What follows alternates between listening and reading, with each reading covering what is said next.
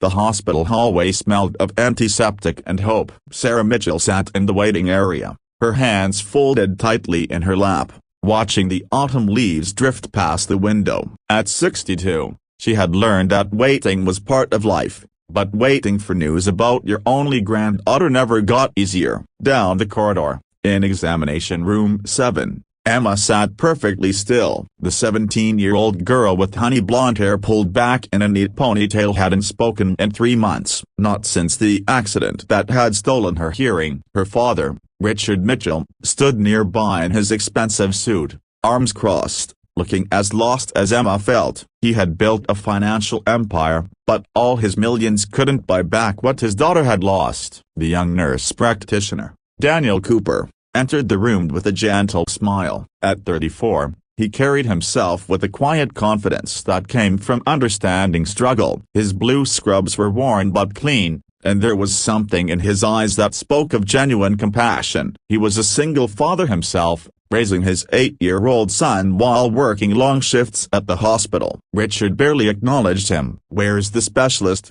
he demanded. "I was told Dr. Henderson would be seeing my daughter." Daniel didn't flinch. "Dr. Henderson was called to emergency surgery. I'll be conducting the initial examination today." He turned to Emma, and something softened in his expression. She looked so small in that chair, so defeated. Emma's eyes met Daniel's briefly, then dropped to her lap. She had seen that look before from doctors, therapists, counselors. Pity mixed with professional concern. She was tired of it all. But Daniel did something unexpected. He pulled up a chair and sat directly in front of Emma, making sure she could see his face clearly. Then, slowly and deliberately, he signed, "Hello, Emma. My name is Daniel. I'm here to help you, if you'll let me." Emma's eyes widened. Her father stared. It was basic sign language, perhaps a bit clumsy, but it was genuine. "You know sign language?" Richard asked, surprised. Daniel glanced at him. "I'm learning. My son,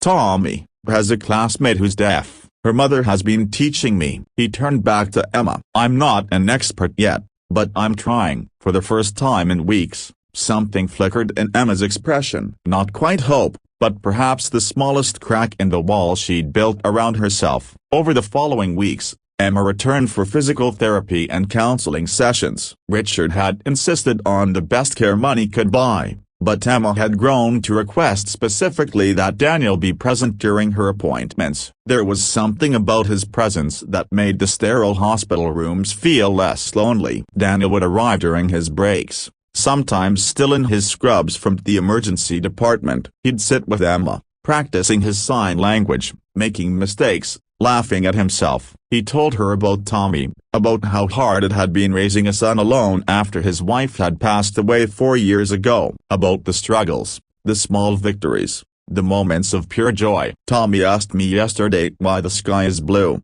Daniel signed slowly one afternoon, his fingers forming the shapes with concentration. "I tried to explain about light waves and atmosphere, but he looked at me like I was speaking another language. Then he said, 'Dad, I think it's blue because that's Happy's favorite color.' How do you argue with that?" Emma's lips curved slightly. It wasn't quite a smile, but it was close. Richard watched these interactions from the doorway, initially with skepticism, then with growing curiosity. This young nurse practitioner, who probably made in a year what Richard spent on a car, was reaching his daughter in ways that expensive therapists couldn't. One November afternoon, Richard found himself in the hospital cafeteria, sitting across from Daniel during a rare quiet moment. "Why are you doing this?" Richard asked. "Spending extra time with Emma." "You're not even her primary care provider." Daniel stirred his coffee slowly. "Mr. Mitchell, when my wife died, Tommy was 4 years old." He stopped talking for 6 months. Complete silence. The grief counselor said it was trauma, that he'd speak when he was ready. But I remember thinking, what if he forgets how? What if he stays lost in that silence forever? He looked up, meeting Richard's eyes. "One day, my neighbor, this elderly woman named Mrs. Chen, she came by with soup. She couldn't speak much English, and I don't speak Mandarin, but she sat with Tommy for hours. She showed him her garden, let him help water plants, communicated through gestures and patience, and slowly, he started making sounds again. Little by little, he came back to us. Daniel's voice was soft but steady. She didn't have to do that. She barely knew us, but she saw a child in pain, and she helped. That taught me something important. Sometimes the greatest gift we can give is simply showing up, being present, trying. Richard was quiet for a long moment. I've spent Emma's whole life trying to give her everything, he said finally. The best schools, opportunities, experiences. After her mother and I divorced, I thought money could fill the gaps. But since the accident, his voice cracked slightly, nothing I do reaches her. That's because you're trying to fix something that isn't broken, Daniel said gently. Emma isn't broken, Mr. Mitchell. She's hurt and scared and adjusting to a world that suddenly works differently. She doesn't need fixing. She needs someone to meet her where she is. Those words stayed with Richard. The turning point came in mid-December. Daniel had brought Tommy to the hospital after his shift to pick up something from his locker. The 8-year-old boy,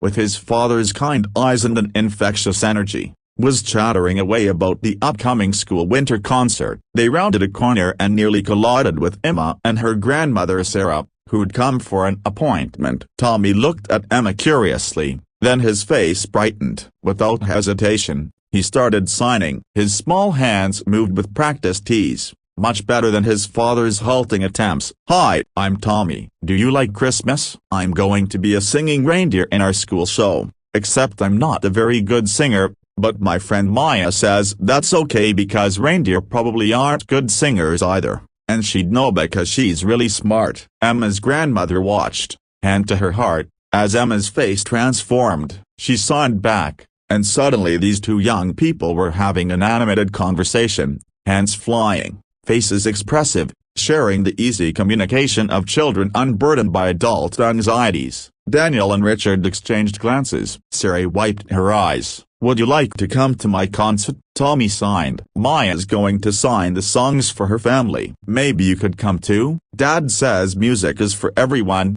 even if you hear it differently." Emma looked at her father, a question in her eyes. Richard saw something there he hadn't seen in months. Interest, engagement, a flicker of the daughter he remembered. "Of course you can go," Richard said aloud, and Daniel signed simultaneously. "We'd love to." The school auditorium was decorated with paper snowflakes and strings of lights the night of the concert. Emma sat with her father and grandmother in the third row, nervous but present. Daniel spotted them and waved, then returned to wrangling his reindeer-costumed son backstage. The concert was chaotic and wonderful in the way only elementary school productions can be. But the moment that mattered came when Tommy's class performed. As the children sang, Maya's mother stood at the side, signing the lyrics with grace and emotion. Tommy sang his heart out, occasionally glancing toward Emma to make sure she was watching. Emma watched, truly watched, engaged with the world around her in a way she hadn't been since the accident. And when the song ended, she applauded, her hands coming together in rhythm with everyone around her. After the concert, families gathered in the gym for cookies and punch. Tommy dragged Emma over to meet his classmates, introducing her with pride. "This is Emma. She talks with her hands too, just like Maya." Richard stood at the edge of the room with Sarah and Daniel, watching his daughter interact, seeing her slowly unfold. "Thank you," Richard said quietly, "for everything, for seeing her when I was too blind." Daniel shook his head. "You were never blind, Mr. Mitchell. You were scared. That's different. Fear makes us all act in ways we don't recognize." "I want to help," Richard said suddenly. "Your program, the hospital, whatever you need. I know money isn't everything, but it can build ramps when there are stairs. It can create opportunities." "That's generous," Daniel said, "but Emma might need something simpler from you." "What's that?" "Your time, your patience, your willingness to learn a new way of connecting with her." Richard nodded slowly, understanding dawning. "Will you teach me?" "Sign language, I mean." "Properly." Danielle smiled. "I'm still learning myself, but yes, we'll learn together." Over the following months, something beautiful unfolded. Richard began taking sign language classes, practicing diligently the way he once studied financial reports. Sarah joined him, her older hands learning new patterns. Emma started attending a support group for teens with hearing loss, connecting with others who understood her experience. But more than that, the families grew intertwined. Richard established a foundation to support accessibility programs in schools. Emma began volunteering, helping younger children adjust to hearing loss. She and Tommy became friends, the younger boy's endless enthusiasm slowly drawing out Emma's natural warmth. One spring afternoon, almost a year after that first meeting, Daniel found Emma in the hospital garden during one of her volunteer shifts. She was helping plant flowers with some younger patients. "You've come far," Daniel signed. Emma nodded, then signed back. "You helped me remember something important." "What's that?" "That losing something doesn't mean losing everything. That different isn't less. That people who truly care meet you where you are." She paused. "Thank you for whispering hope when I couldn't hear anything else." Daniel felt his throat tighten. "You did the hard work, Emma. All I did was show up." "Sometimes," Emma sighed, "showing up is everything." That evening, as Daniel drove home with Tommy chattering beside him, he thought about the unexpected paths life takes, how a chance encounter in a hospital hallway had rippled outward, touching multiple lives, creating connections that defied simple explanation. Richard had money, power, and influence. Daniel had time, patience, and presence. Emma had courage she didn't know she possessed. Together, they had created something none of them could have built alone, a reminder that our deepest connections come not from what we have, but from what we're willing to share. In the end, it wasn't wealth that healed Emma. It wasn't medical expertise or therapeutic intervention. It was something simpler and more profound: human kindness, offered freely, sustained with patience, and received with grace. Sometimes, the most powerful words are the ones we don't speak aloud. Sometimes, the greatest help comes from simply refusing to turn away. And sometimes, hope doesn't arrive with fanfare but with a simple gesture that says, "I see you. I'm here. We'll figure this out together." That's the whisper that changes everything.